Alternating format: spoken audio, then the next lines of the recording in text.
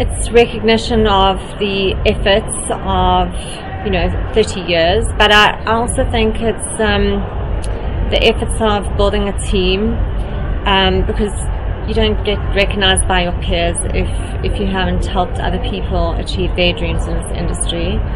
And I think that really means the most to me, looking out in the audience and seeing the people that I've worked with and that have grown and succeeded in that 30 years.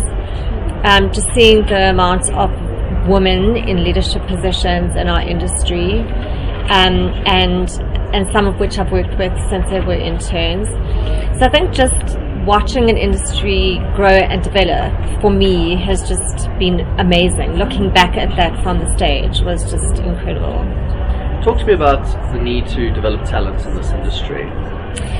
So we made a very conscious decision not to hire people from our competitors wherever possible, and to bring young talent into our business. We created internship programs across South Africa, Nigeria, Kenya, and some of the other smaller markets, and built our talent from the ground up.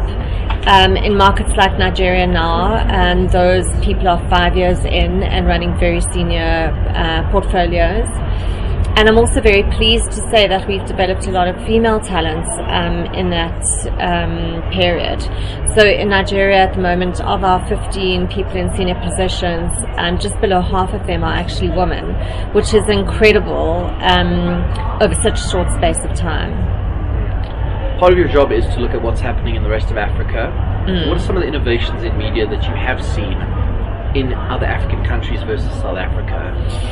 Well, I think that South African, the media environment is certainly a lot more restrictive. There are a lot more rules. And I think that if you want to win awards and do incredible work and really make a big difference, I think you can do that work in Africa. There are less rules.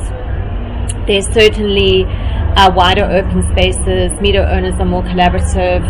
I think because, essentially they're building their business as they mean to finish. So everybody's in a more entrepreneurially minded space. Partnerships are a lot easier to foster. Certainly bringing new and interesting technology to a team or to a client's business is a lot easier, because people understand the nature of people working together to get somewhere. I think, generally speaking, in South Africa, people are more protective of their turf, and I think that has stifled diversity, and it's certainly stifled innovation. And we saw that this year at the Loeries, where you can see a lack of innovation in the South African work coming through quite strongly because of a lack of diversity. Whereas other markets where you are seeing massive diversity, you're seeing incredible work coming through. So in terms of innovation across the region, it's paramount. I think there's never been a continent or a time that needs innovation to actually drive it forward, and I have absolutely no doubt that the most exciting place to be in this world for the next 50 years is going to be Africa.